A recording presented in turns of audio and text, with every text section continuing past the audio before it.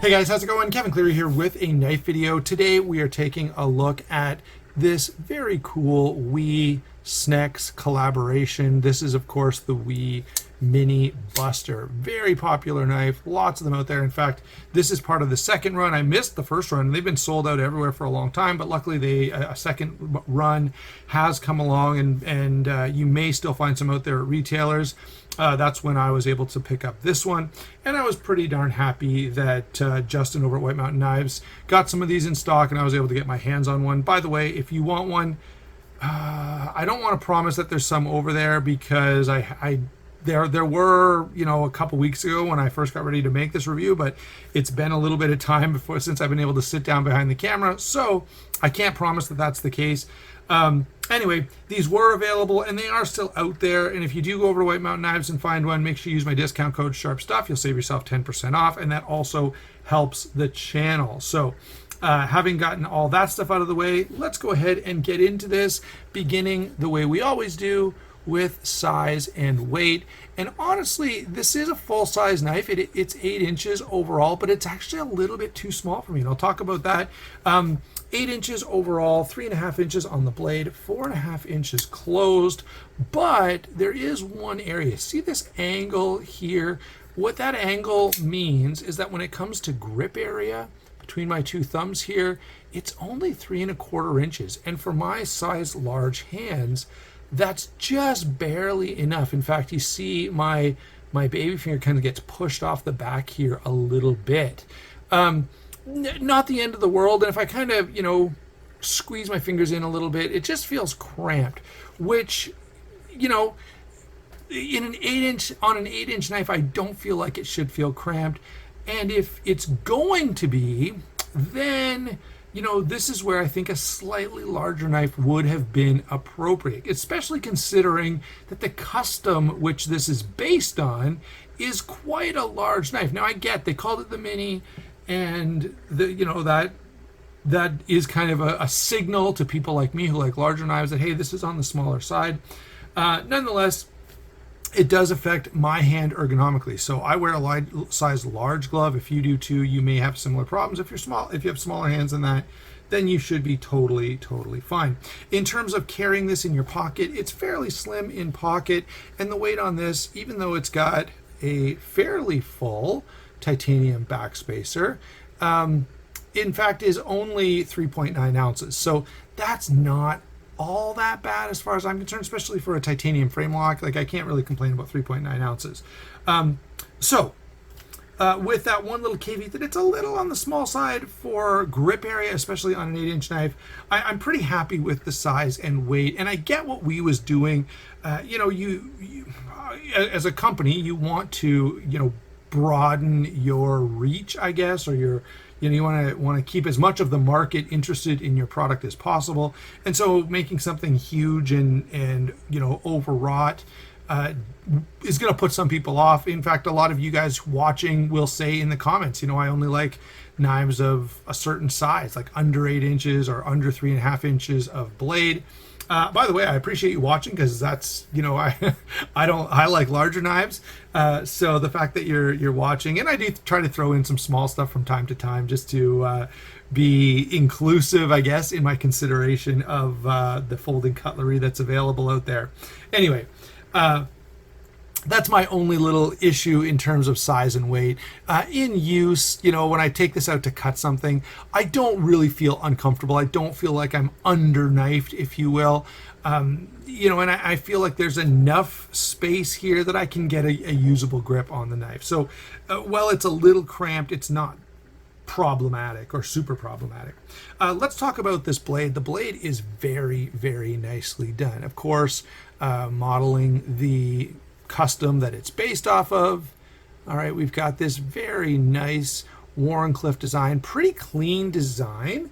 Okay, sort of a stonewash or blasted finish, but a pretty fine blasted finish. Top swedge here that sort of matches the taper of the blade. Rounded Wharncliffe full flat grind, or almost a full flat grind. Very, very thin behind the edge. And, I've got to say, I love that. The only way that I would like this knife more is if it had a hollow grind. The fact that it doesn't is is fine because it still slices pretty well. And you know, for an EDC knife, a little bit of balance. And remember, it's based off a custom, and so you kind of want to stick with the features that the custom has if you're going to deliver a faithful collaboration that fans of Snex are going to be happy with. All right, so blade, yeah, really happy with that blade. I have no, you know, I've had great experience with it, and I have to again mention that they did get it really nice and thin behind the edge, which is important when you're doing a flat grind. And you know, this is not insubstantial blade stock. It's around 1/8 of an inch thick, maybe a little over that. And so, you know, getting that nice thin edge gives you really good cutting performance, even in a thicker blade. And that flat grind is going to balance that out, right? You got a really thin edge, which, you know, you might think of as fragile, but the thick grind kind of balances things out a little bit. All right, what about the action? This is, of course, a titanium frame lock. You can all see that just by looking. It does have a flipper. It's a nice small flipper, but let me say the flipper takes some, although not a lot. There you go. I can get it to fail. It takes a little bit of intentionality, right? There are some flippers where if you just touch it, it just fires. You don't even have to give it a thought. So here's my Riot Torrent. Love this knife. And yeah, when you touch that flipper, it fires, and it fires hard. There's no way you could get this knife to fail. And that's because the detent is right where it needs to be. This detent, on the other hand, is a little soft. It's not bad. It's not as if I'm constantly failing to deploy the knife or anything like that. But if you're not sort of thoughtful about it, you can fail to deploy the knife, as I demonstrated there a minute ago. All right. Again, is it the end of the world? No. Is the action very good otherwise? Yeah, it's very smooth. You know, got nice drop shot action. You can spidey flick this just with the angle of the blade, which is kind of an indication of how soft that action is. And the lock bar is very accessible. So all the other things that I would normally think about and maybe complain about are quite good, except that detent is a bit soft. Now, there's something happening here that we need to address, and that is, look at this bar lock insert. So this is Snex's idea. Rather than do a stainless steel lock bar insert, let's just grab that re-up back that I had a second ago. So if you take a look here, you can see there's a piece of hardened steel inserted into the titanium so that you have steel on steel, which is a preferable lock interface for longevity, and even you know, it avoids some problems like lock stick and wear and stuff like that. Anyway, the different companies have solved this different ways, but you know, Snex's way is pretty nice, pretty thoughtful, and the way he's done it is, here is the pin that makes up the detent ball. You can see it coming out here, tip of my finger. And that same pin is also serving as the lock face. That does two things. One, it puts the detent way up high so that as soon as you disengage the lock, you're immediately past the detent ball. That's a win. The other thing it does is it simplifies things, and it gives you a nice interface there to get your lockup happening. Now, the downside is you'll probably notice that just the diameter of that pin is bigger than your average detent ball. That means, right, you've got a larger ball and cup, which is going to be softer. That's what's making the softer detent. All right.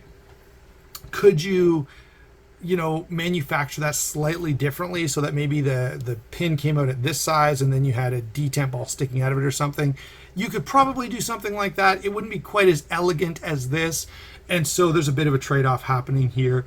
And it's one that I'm kind of happy to make. Like, frankly, as long as the knife deploys, which it does, all right, then I think I'd make the trade-off of a slightly softer detent to have that kind of cool, elegant innovation as a feature on my knife. All right, so that's what's happening with lockup and deployment. All right, again, we mentioned the handle is full titanium. We've got a similar sort of blasted finish there, decorative pivot, full titanium backspacer that's kind of floating. I guess it's not really. There's a one little portion that kind of is. They've done a satin finish there just to add a bit of versatility to the design.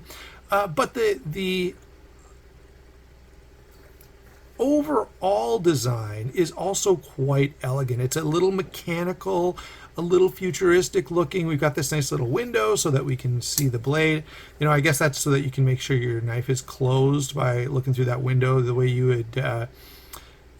would look through and see, you know, that you've got a round in the chamber on your pistol type of thing.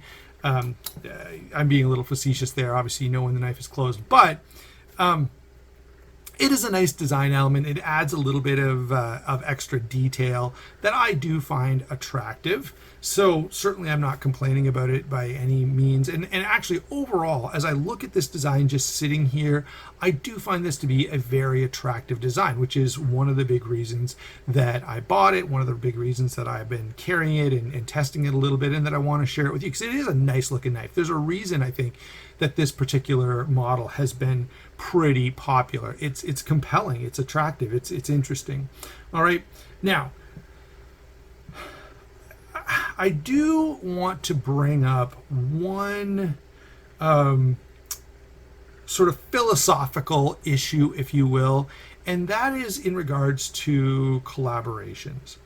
This is a collaboration on a particular design, the Buster, that I think really made a splash in the knife world, and a lot of people wanted to get some piece of that you know, moment, I guess. People who are fans of snacks wanted something, and for those reasons, I kind of feel like this would have been better if it was more of an exact replica, right? If it was an exact copy, just a production version of the exact custom that he was making. To me, that would be just a little more compelling. All right. Now, you may argue with me, and certainly I know there are some considerations there that need to be addressed. Okay. First of all, I know that there's a sense here where custom makers go, yeah, but if I make an exact version of what I've done, then is that going to cut into my custom sales? Well, in this case, no, because there's only 11. You're not making any more. That was the whole point of the exercise. Okay. The exclusivity still remains. Now, even if you're, you know, a maker who is still doing that particular model, I gotta really question whether or not you're hurting your sales. Someone who's going to spend, you know, $250 to $300 on a knife is probably not buying multi-$1,000 custom knives, right? So they're two different markets. And, you know, could there be a person that was like, oh, I love this knife, I'm going to buy the custom, and then they bought the production version and were like, oh, I guess I don't need the custom? I suppose theoretically that could happen. But I don't think a production knife is going to scratch the itch of someone who's spending the kind of money a custom Snex knife costs. All right, maybe, okay, something like a Chris Reeve. You know, let's say Chris Reeve partnered with. By the way, this did happen.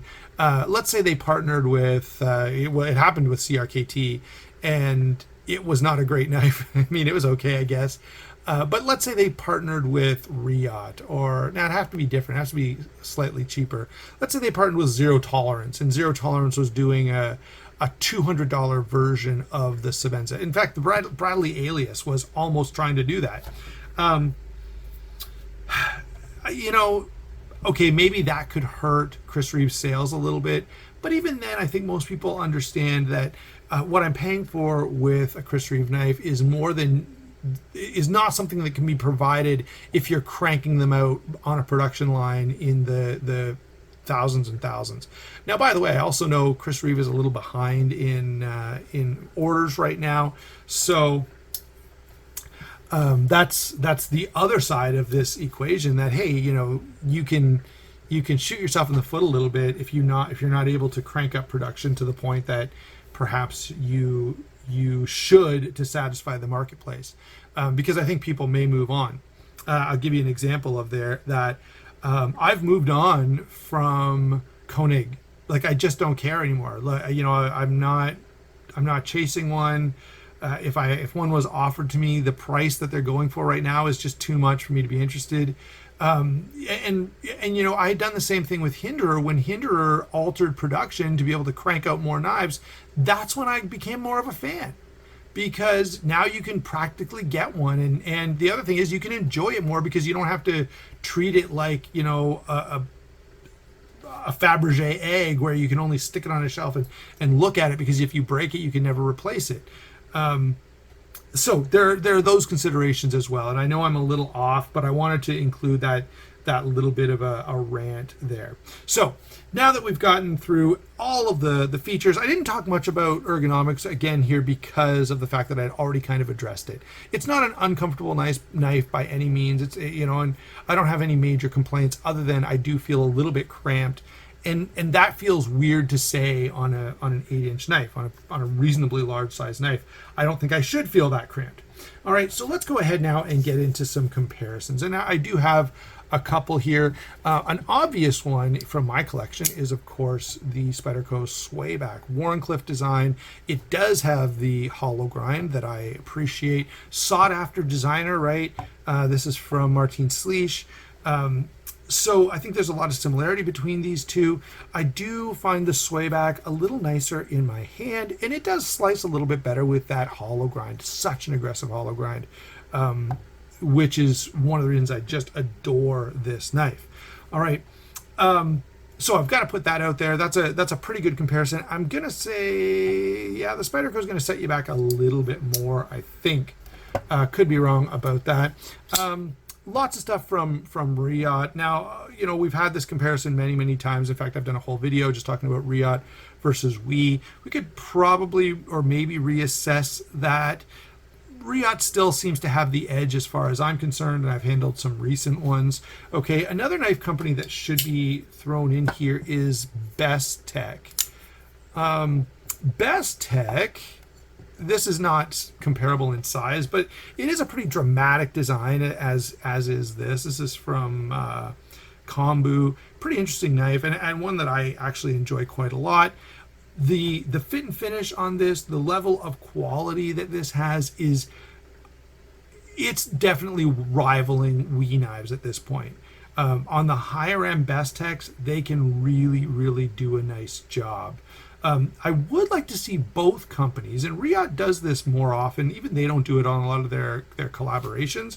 I would like to see both companies, and even on things like the Chavez knives from Riot, I'd like to see dual row ceramic bearings. I feel like at this point that should be much more common than it is. All right, but certainly Bestech is kind of getting into that space where very similar to We knives. I also want to bring in this concept knife here because, like the Buster here, I'm gonna have to go off camera here. Greg's shop. There we go. Like the Buster, this is a collaboration, not nearly as prominent a designer, okay, but still a pretty cool knife and pretty well done. Similar size, similar weight. I could see the smaller sort of EDC category suiting or appealing to a similar customer. The concept costs quite a bit less also. So those are some comparisons that you might look at. I tried to stick to titanium frame locks that were design collaborations or nicer titanium frame locks. So what's the end of the story? Should you go out and buy one of these? Should you be searching one out because it's the greatest thing ever made? I have to say this, as a practical user, if I knew that I was going to be, doing something with my knife, there are actually other options I'd rather have. So if you're just looking for a practical knife and you want to know if you should buy this in place of a Sabenza or any number of titanium frame locks that are out there, and there are reams and reams of them, no. Okay, I don't think this beats out all of the other titanium frame lock offerings that are in the marketplace. However, I do think it's a really cool design. And so if you're a fan of snacks, if you if you're a hobbyist who enjoys having custom collaborations, if you want this because it gives you a little piece of that excitement that comes with the Snacks Buster, then that is a perfect reason to buy this. And in that case, I think it makes total sense to have this knife. The other thing is maybe you're a collector who wants to have this as well as the next collaboration. that would be another good reason to buy this as well. And that's one of the reasons I bought it, because I kind of want to be able to compare the two of them side by side when that comes out, and hopefully, the stars align and I'm able to get my hands on one of the new snacks that's coming out sometime in the next, I don't know, couple months. All right, so those are my thoughts on the Wii Mini Buster. I know this has been a longer video, but I felt like there were a number of things that I really wanted to address in relation to this knife. So thanks a lot for watching. Don't forget to like and subscribe. I'd love to hear your comments down below. We will talk to you soon.